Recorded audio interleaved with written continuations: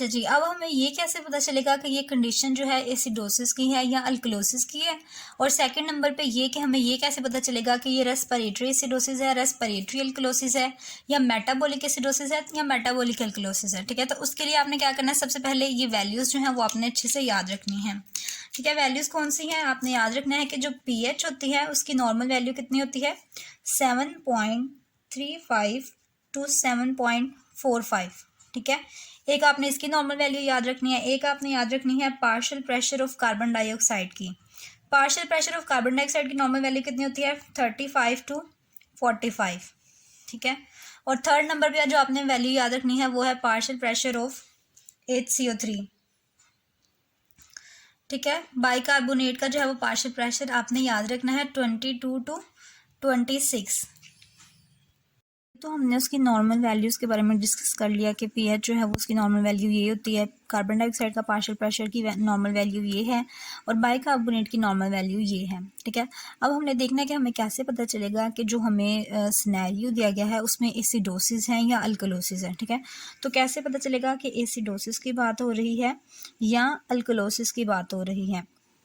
तो इसके लिए हमने क्या करना है कि आपने सबसे पहले पीएच की वैल्यू देखनी है। ठीक है, पीएच की वैल्यू हमारे पास नॉर्मल कितनी है, 7.35 टू 7.45। हमने नॉर्मल वैल्यू लिख लीजिए, पीएच की है 7.35 टू 7.45। ठीक है, अगर तो आपके सिनेरियो में कोई भी वैल्यू दी गई है पीएच की, और पीएच की वैल्यू जो है वो 7.35 से कम दी हुई है, यहाँ वाली साइड पे आप समझें कि जा रही है आपकी वैल्यू। ठीक है, 7.35 से कम है, कोई भी वैल्यू है, 7.34 है, 7.31 है, 7.30 है, कुछ भी है।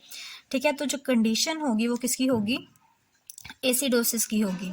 ठीक है, कंडीशन किसकी होगी, एसिडोसिस की होगी। और अगर 7.45 से ज़्यादा वैल्यू कोई भी दी हुई है, जैसे 7.46 दी हुई है, 7.47 दी हुई है, ठीक है, या 7.50 है, कुछ भी है, या 8 है, समथिंग कुछ भी, जो भी इसके आगे आगे लाइक कर रही है वैल्यू, तो कंडीशन किसकी होगी आपके पास, आपने सीधी तरह टिक कर देना कि अल्कलोसिस की कंडीशन है। ठीक है, अगर 7.35 से कम वैल्यू होगी तो हमारे पास जो कंडीशन होगी वो एसिडोसिस की होगी, और अगर 7.45 से ज़्यादा वैल्यू आपको पीएच की दी हुई है तो कंडीशन जो होगी वो अल्कलोसिस की होगी। ठीक है, इस तरह से जो है वो हमें पता चल जाएगा कि एसिडोसिस की कंडीशन है हमारे सिनेरियो में या अल्कलोसिस की कंडीशन है। ठीक है, अब हमने ये तो डिसाइड कर लिया कि ये कंडीशन एसिडोसिस की है या अल्कलोसिस की है। नेक्स्ट हमने ये डिसाइड करना है कि ये रेस्पिरेटरी है या मेटाबॉलिक है। ठीक है, अब हमने ये डिसाइड करना है कि जो हमें सिनेरियो दिया गया है वो रेस्पिरेटरी का है या मेटाबॉलिक का है। ठीक है, सबसे पहले तो हमने ये पता लगा लिया कि हमारा जो सिनेरियो था वो एसिडोसिस का था या अल्कलोसिस का था।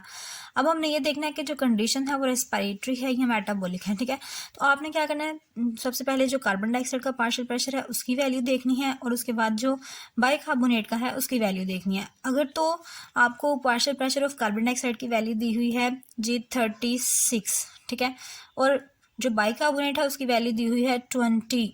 ठीक है, तो अब आपने देखना है कि जो वैल्यू ख़राब है वो किसकी है ज़्यादा।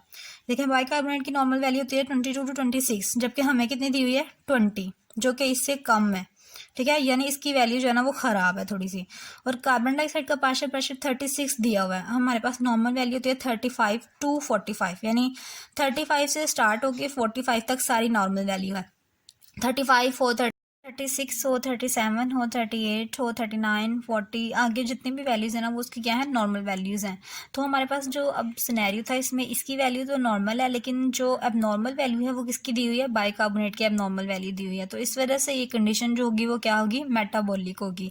अगर तो कार्बन डाइऑक्साइड की कंसनट्रेशन में पार्शियल प्रेशर में कोई जो है वो अब नॉर्मल वैल्यू दी होगी तो वो रेस्पिरेटरी कंडीशन होगी। अगर बाइकार्बोनेट की जो है वो अब नॉर्मल वैल्यू होगी तो वो मेटाबॉलिक कंडीशन होगी। अभी हम सिंपल सिनेरियो जो है वो सबसे पहले देखेंगे। हम सबसे पहला सिनेरियो यहाँ पे देख लेते हैं कि आपके पास जो है वो पीएच जो है वो दी हुई है। फॉर एग्जांपल आपको ना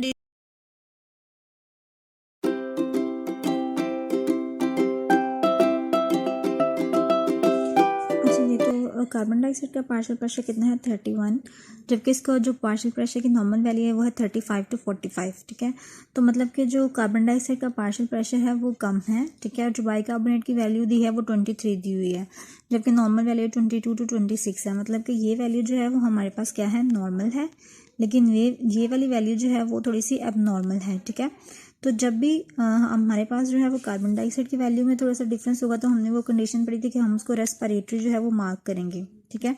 तो हमारे पास ये रेस्पिरेटरी हो गई, ठीक है। और सेकंड नंबर पे एसिडोसिस है या अल्कलोसिस है, तो वो हमने यहाँ से डिफाइन कर लिया कि पीएच उसकी 7.1 है, 7.35 से कम है, ठीक है। तो ये एसिडोसिस की कंडीशन है, तो हमने इसका जो फाइनल डिसीजन लिया वो क्या लिया कि ये रेस्पिरेटरी एसिडोसिस की कंडीशन है। अच्छा, अब हमारे पास ये सेकंड सिनेरियो जिसमें देखिए हमें पीएच की वैल्यू दी हुई है 7.45, कार्बन डाइऑक्साइड का पार्शियल प्रेशर है 36 और बाइकार्बोनेट की वैल्यू है 28, ठीक है। तो हमने यहाँ पे देखना है कि पीएच की वैल्यू कितनी है 7.45, ठीक है। यानी 7.35 टू अगर 7.45 तक हमारी नॉर्मल वैल्यू थी, तो जो पीएच की वैल्यू हमें दी है वो 7.454 है, यानी यहाँ से आगे चली गई है वैल्यू, ठीक है। तो ये कौन सी कंडीशन होगी, ये अल्कलोसिस की कंडीशन होगी। ये हमारा डिसाइड हो गया। नेक्स्ट हमने ये डिसाइड करना है कि ये रेस्पिरेटरी है या मेटाबॉलिक है। तो उसमें हम देखेंगे कि जो कार्बन डाइऑक्साइड का पार्शियल प्रेशर है वो कितना है 36 और जो बाइकार्बोनेट का पार्शियल प्रेशर है वो 28 है, ठीक है। नॉर्मल वैल्यूज को अगर हम देखते हैं तो partial pressure of carbon dioxide की नॉर्मल वैल्यू कितनी है 35 टू 45 और बाइकार्बोनेट की 22 टू 26 है। तो यहाँ पे हमें कितनी दी हुई है, कार्बन डाइऑक्साइड की 36 दी हुई है, यानी ये वैल्यू इसके दरमियान जो है वो लाई कर रही है, मतलब ये जो है नॉर्मल है, ठीक है। इसकी वैल्यू तो हमारे पास क्या हो गई, नॉर्मल हो गई, ठीक है। तो जो बाइकार्बोनेट की वैल्यू है वो हमारे पास 28 है और 28 जो है वो यहाँ से 26 से अबव हो चुकी है, मतलब कि ये वैल्यू अब नॉर्मल हो चुकी है, ठीक है। तो ये वाली कंडीशन जो होगी वो कौन सी होगी, हमारे पास मेटाबॉलिक होगी, ठीक है। नंबर फर्स्ट पे हमने ये डिसाइड कर लिया मेटाबॉलिक, और सेकंड पे जो हमने डिसाइड किया था कि ये कौन सी होगी, अल्कलोसिस, तो हम लिख देंगे ये मेटाबॉलिक अल्कलोसिस होगी। इस तरह से जो है वो आप अपने सिंपल सिनेरियोज को जो है वो सॉल्व कर सकते हैं। नेक्स्ट हम इंशाल्लाह डिस्कस करेंगे कि कंपनसेटेड कौन सी होती है और नॉन कंपनसेटेड या अनकंपनसेटेड जो है वो क्या होते हैं, ठीक है। अभी हमने सिर्फ सिंपल सिनेरियोज की बात की है कि आप कैसे डिसाइड करेंगे कि ये रेस्पिरेटरी है या मेटाबॉलिक है, और आप ये कैसे डिसाइड करेंगे कि ये एसिडोसिस है या अल्कलोसिस है। होप सो आपको इस कंसेप्ट की जो है वो अच्छे से समझ आ गई होगी, ठीक है। अगर आपको वीडियो अच्छी लगी हो तो ज़रूर लाइक कीजिए। नेक्स्ट वीडियो तक के लिए अल्लाह हाफिज़।